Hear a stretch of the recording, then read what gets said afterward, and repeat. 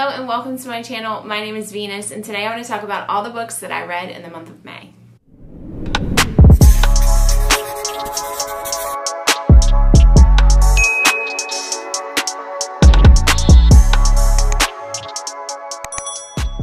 So I like to start off my wrap-ups with the stats for the month. Let's start with that. I did have 2 DNFs. I read a total of 8 books. 4 of them were romance, 2 fantasy, 1 sci-fi, and 1 horror, so pretty good mix. I feel like I had a really good month. I did have 1 2-star book, 1 3-star book, 1 3.5-star book, 1 4.5-star book, and 4 5-star books. So let's get started with the DNFs. So if this is your first time watching any of my videos, I have mentioned in the past that I really loved historical romances, like when I was in my mid to late teens, and one of my favorite authors was Baldree Small, and I feel like I never hear anyone talk about her, so I decided to reread some of my favorite books by her. And so last month I attempted to reread Skye O'Malley, and I couldn't get past the first 20 pages. It was not good. It was not good at all. The heroine in this book is so annoying. She's very, very young, which kind of made me feel uncomfortable too, because I feel like she was like 15 getting married to like a 30-year-old.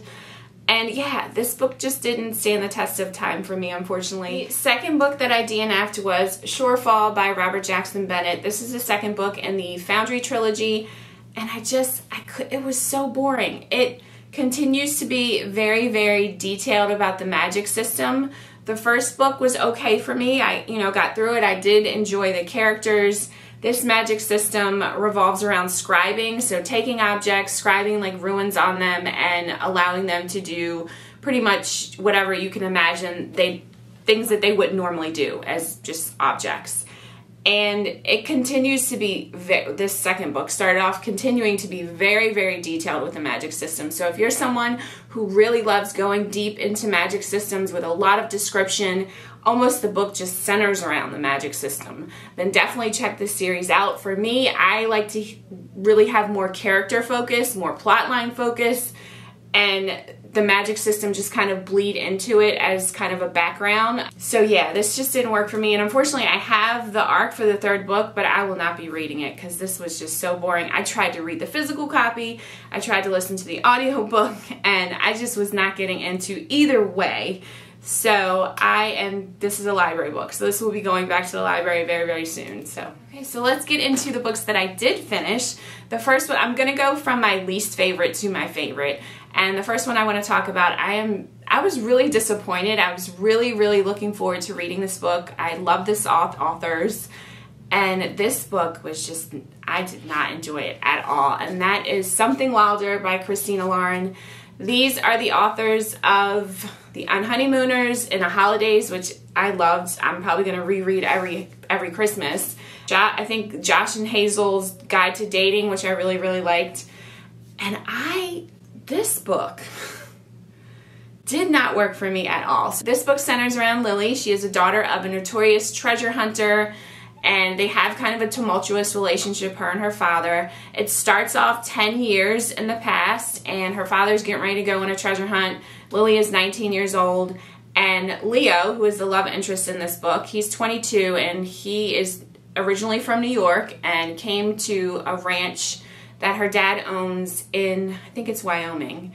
As a summer intern, they fall in love, and I think they were dating for like 5 months. They fall in love, and he is gonna basically pick up his life and live there with her to help her run the ranch. And then all of a sudden he gets a phone call from his family. Something happened to his mom, so he goes back to New York, and they don't talk for 10 years. So it jumps to Utah 10 years later. So Lily is now living in Utah. She is using her father's maps to do like tour guides for treasure hunting. And Leo is living in New York. He has a group of friends that get together every year, and one friend picks like a destination that they go on vacation to. You don't know where you're going. You just get a list of things that you need to pack, and then you show up at the airport and figure out where you're going from there, which sounds like a fun concept, for a group of friends. And of course, his friend picks Lily's tourist place that she runs in Utah, and they see each other and they make up and they talk about the stupid miscommunication that happened, why they didn't talk for 10 years. So that was part of the reason I thought it was just not good. And then it goes on, it gets very weird. So something happens that's pretty tragic during their like treasure hunt excursion, and then the story just kind of continues from there and picks up, and it's supposed to be like a romance and like this treasure hunt based on her father's maps. But the weird turn that it took, it really distracted me from the rest of the story, so I couldn't even focus on the romance. It just didn't feel believable because there's something like lingering in the background that happens, and you're like, well, what about this over here? Like, doesn't that need to be handled? And it just wasn't good. I didn't enjoy it. I gave it 2 stars. I am definitely going to be unhauling this. I have no desire to read this again. Let me know if you've read this, because I think a lot of people really did enjoy it. The part that I'm talking about, if you read it, how did you get over that? Because it was bizarre to me. So 2 stars. The next book that I want to talk about is The Hunting of Ashburn House by Darcy Coates. This is a horror like mystery book. This is my first Darcy Coates book, and I gave it 3 stars. It was good, but there was definitely some issues with it. So Adrian inherits her great aunt's like creepy house, Ashburn House, and she goes to live in this house with $20 in her pocket and her cat. And immediately I'm like, who does that? Like, you just go move into this creepy house with 20 bucks and a cat? So that's what she does. And the whole time I'm reading it, I'm thinking she's an idiot, and that's probably how the author wanted her to be portrayed, I hope anyway. But so she's living in this house. It's creepy. The first floor is the only floor that has electricity. The second floor has no electricity, and of course on the second floor there's this whole hallway of like creepy portraits of her family that have all passed away. And then of course weird stuff starts happening. This book didn't really pick up and get good until 100 pages in. The only reason I even stuck it out that long is because Darcy Coates' writing style is pretty good. It makes you want to know like what is going on in this house. So if you like slow burn horror books, then this will definitely be a good one for you, because it is a slow burn. And then after 100 pages, stuff really starts happening. And I will say her descriptions and her writing of just creepy stuff in the house, the haunting, is very, very good. There was a couple things that grossed me out and creeped me out a little bit. So overall, I think it's a okay book. Like I said, I gave it 3 stars. My biggest thing is like the ending, I guess the reveal of what the haunting is and what it was about was very tropey. And it's one of the tropes that I actually can't stand in horror books. So yeah, it was just okay. I do recommend it, like I said, if you like slow burns, because there were definitely some creepy parts. Adrian is not the smartest character. She will do dumb things that will make you go, what are you doing?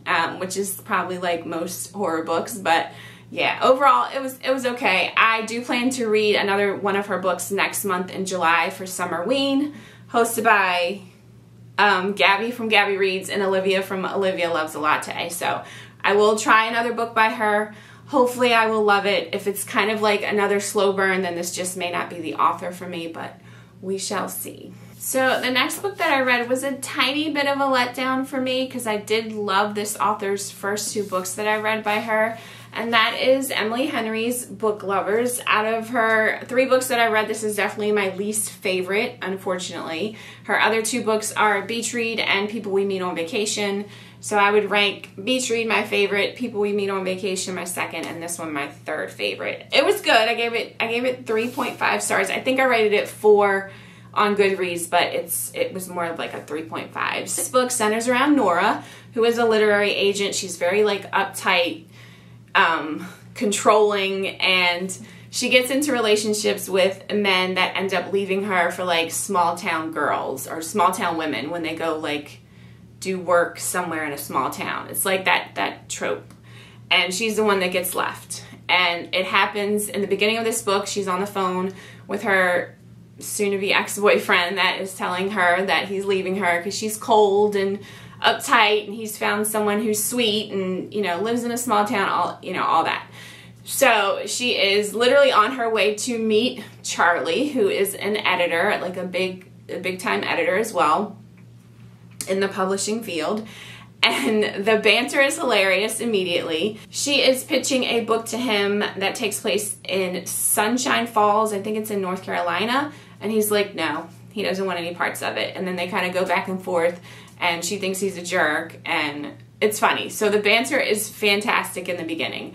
And then it jumps, I think it's a 2-year jump forward, or yeah, so I think it's a 2-year jump forward, where Nora is with her sister Libby, and Libby is asking Nora to go on a month-long vacation with her to Sunshine Falls, and so that she can kind of have some fun before she has her 3rd child. So her sister is pregnant with her 3rd child.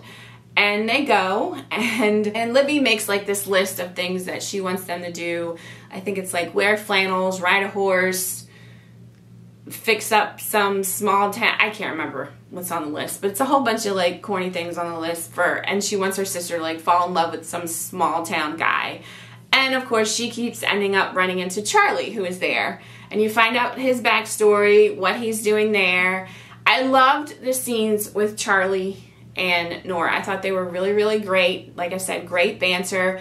Nora loves living in New York City. The descriptions of how she feels about New York, I loved every second of it. Of course, it's called Book Lovers, so they do talk about their love for books. Again, perfect. My issue with this book is it really has a large part of it that revolves around Nora and Libby's sister relationship and how they've drifted apart, and Nora has had some grief, or they both have had some grief in their life, so trigger warning for grief. And I just wanted more romance. That's my biggest thing. I don't think it's a bad book, but for me, when I think of Emily Henry, I think of romance like that, you know, oh, I'm just going to curl up to this really great romance book. I think it was good, but it just didn't live up to my expectations. I did love the ending. The ending is fantastic. I love that Nora stood up for herself. She wanted to continue being that strong career woman that she was. She wasn't going to back down for Charlie or anyone else, so I love that. And I'm not going to say anything else, but I did cry at the end. So overall, it was a good book, just a little disappointing to me. So next up is Dark Matter by Blake Crouch, and I loved this book. This is my first book by him. This is a sci-fi book. It was fantastic. From page 1, I was invested, and it just jumped off from there. I'm not going to go too much into detail about this because, you know, I don't want to.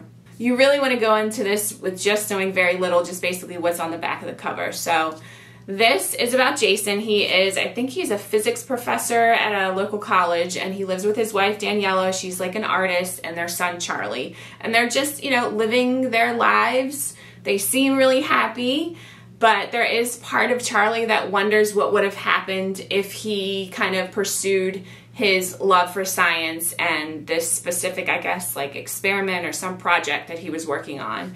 And then same thing with his wife. She often wonders what would have happened if I would have pursued my art and really, you know, jumped head first into it. Jason, I'm going to call him Charlie because I'm thinking about book lovers. Jason goes to a local, like, bar that evening for a specific reason, to go visit someone, and on his way back he is abducted. Someone wearing a mask like jumps him and kidnaps him, and the next thing you know, he's knocked out and he wakes up on this like operating room table with lights all in front of him, and everyone like congratulating him on this amazing thing that he's done, and he has no idea what they're talking about.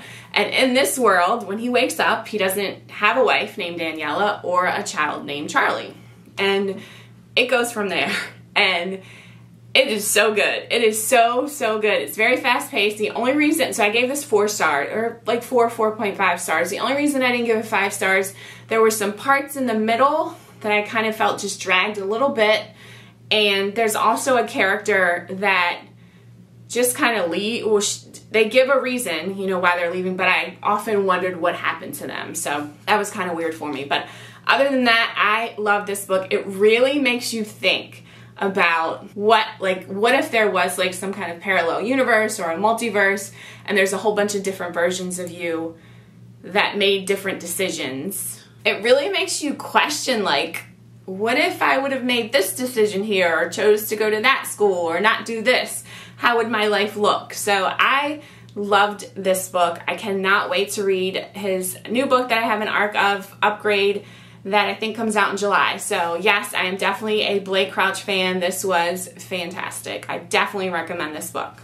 And as far as like people that have never really read sci-fi, I think it's very easy to follow. There is some sciencey stuff in it a little bit. Even I didn't even, I was like, I don't know what the hell that means, but you just push through it and it'll make sense eventually. But yeah, I did really enjoy this book. The rest of these books are all 5 stars. I love them all. I'm gonna save my very favorite until last though. But the first 5-star book that I read was Song of Achilles by Madeline Miller. This book was on so many people's favorite reads from last year, so I finally got to it, and I definitely see what all the hype was about. It is absolutely beautiful.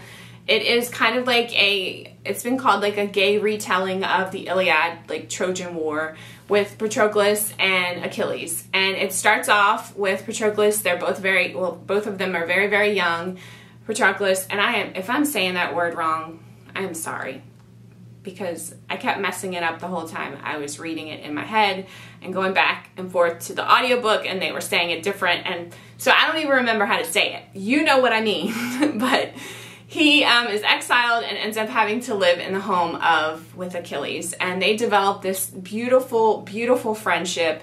They're training together, and it kind of goes, you know, as they age and how their relationship develops. It's very fragile and beautiful and just gentle, and even like the way Madeline Miller just describes like the way they look at each other or the like secret touches, and it just was a really beautiful love story. And I have not read the Iliad in, I don't even know, like over 20 years. So I barely could remember the plot of it. I just know Helen of Sparta, and that's about it. I think mostly my brain was imagining the Brad Pitt movie, Troy, the whole time I'm reading this.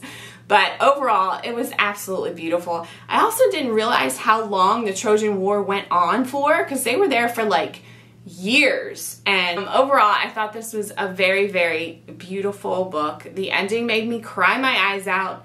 Achilles' mom, who is like a goddess, I think, pretty sure. Yeah. Achilles' mom is so freaking mean in this book. Oh my gosh, I could not stand her. But other than that, beautiful book, 5 stars. Definitely see what all the hype is about. The next 5-star read for me was The Assassin's Apprentice by Robin Hobb. This is my first Robin Hobb book, the first book in the Farseer trilogy, and it was fantastic. I mentioned this in my series video of series that I wanted to start or finish, and so I kind of went into pretty much a total gush fest on this book, so I won't really linger on this too long. But this book is about Fitz. He is a royal bastard, and he is basically dropped off at his father or grandfather's house, the king, the current king, and he's just kind of living. It literally goes from, I think, the age that he's like 6 up until about 15 or 16 years old, and it just follows him and how he becomes kind of like a tool for the king, and he's being trained to become a royal assassin. And it is so interesting because of Robin Hobb's writing.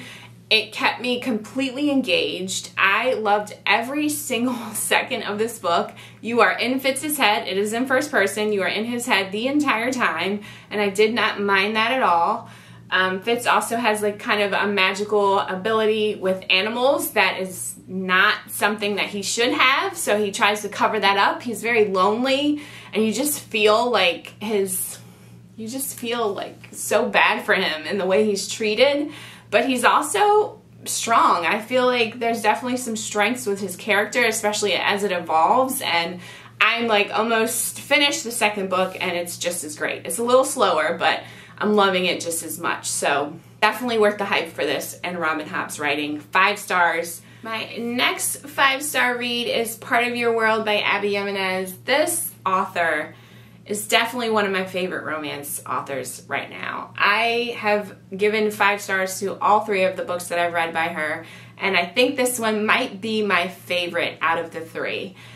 So this one revolves around Alexis. She is a emergency room doctor. She's about 38 years old, I believe, and her parents are very prestigious surgeons at this hospital, and I think it's Minneapolis, and they basically run this hospital, like, or have raised a lot of money for this hospital, and they've retired, and they want Alexis to continue on with the family legacy.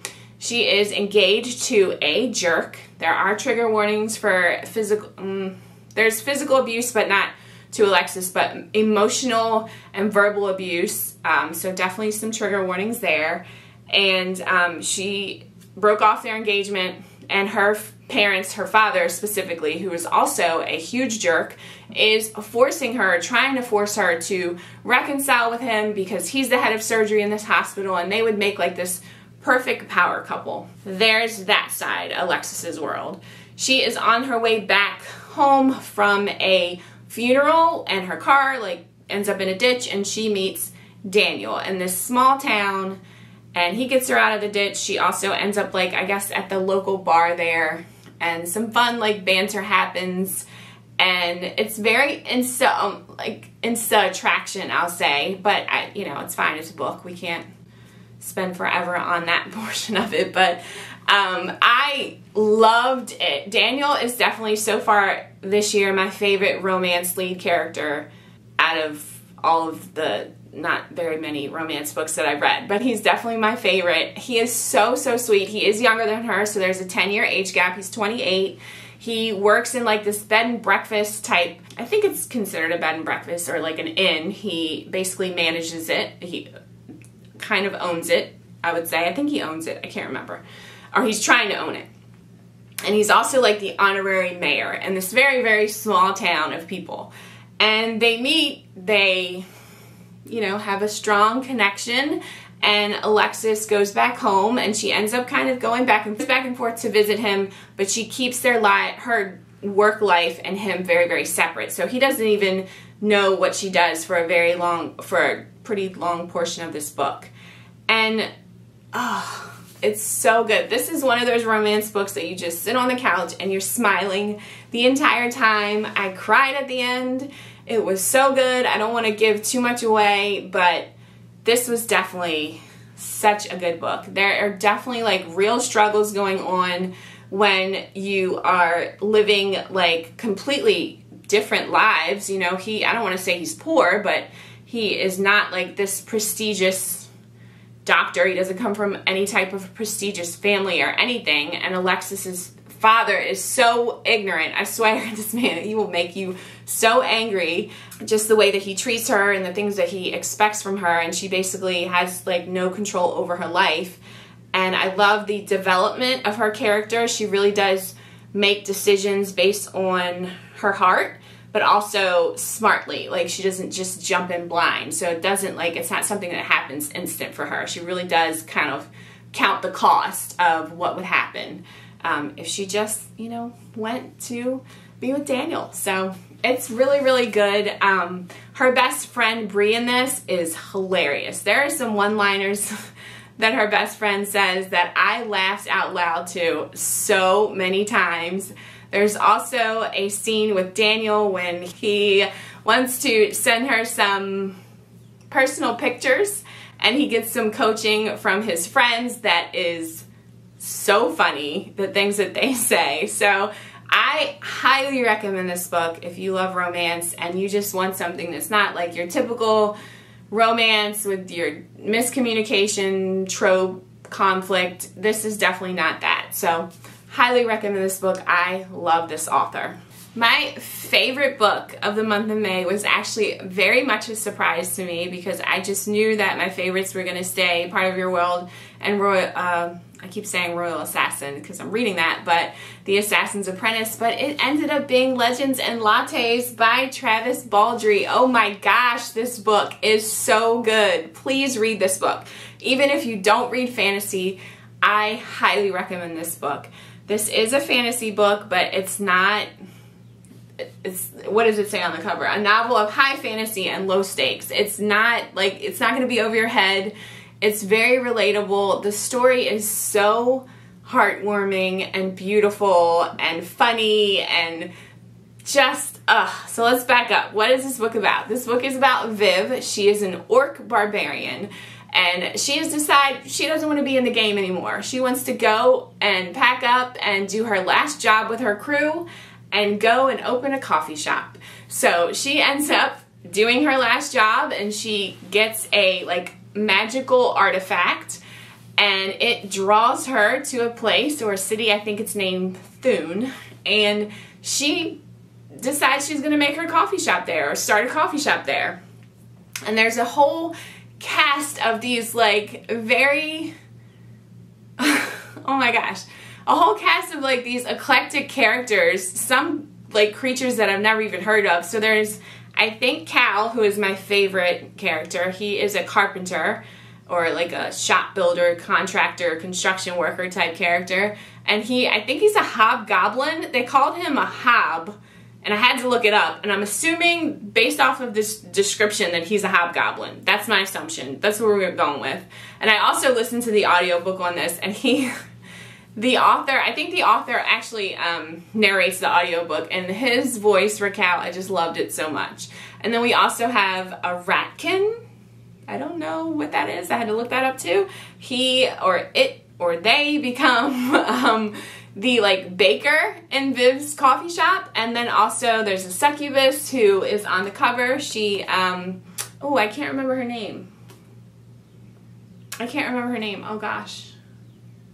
Yeah, sorry, I can't remember her name, but she ends up kind of being Viv's assistant. And it just literally starts off from like her starting to look for a place to set up her shop, to open her shop. So Viv gets to Thune, and she decides to buy this like horse stable. It's called a livery, I don't know how you say that, but we're going to call it a horse stable. She buys this horse stable, and there's a quote that I love so much that I want to read.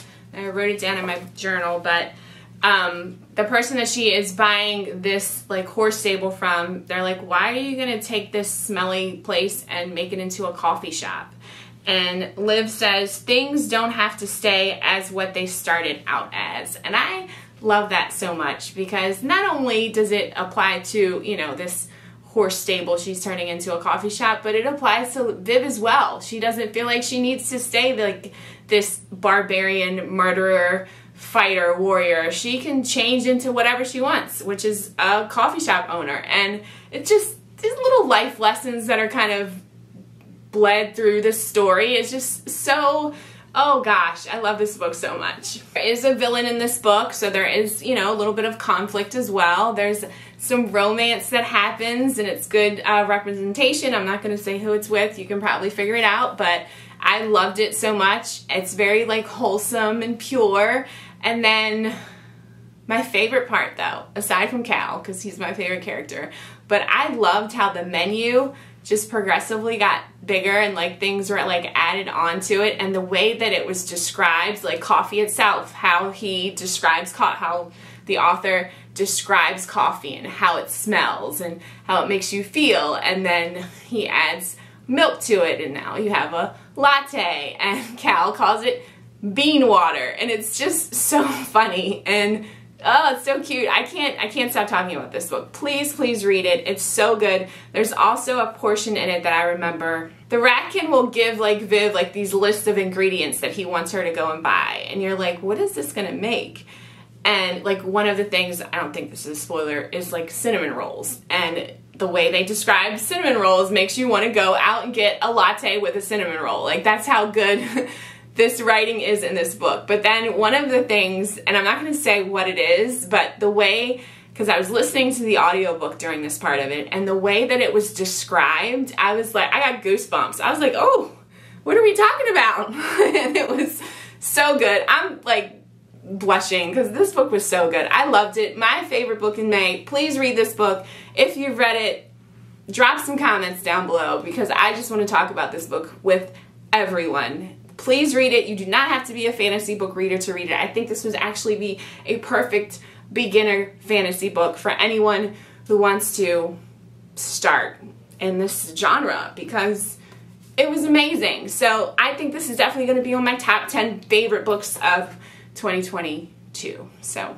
that's what I got. That is all that I have for you guys today. Thank you for hanging out with me as always as I discussed all the books that I read in the month of May. I think it was a great month. I have a feeling June is going to be even better with the crazy TBR that I have. Make sure you check out that video because my TBR is insane for the month of June. If you are new here, please hit that like and subscribe button. And as always, I hope you guys have a fantastic day. Thank you for hanging out, and I will see you again soon. See ya.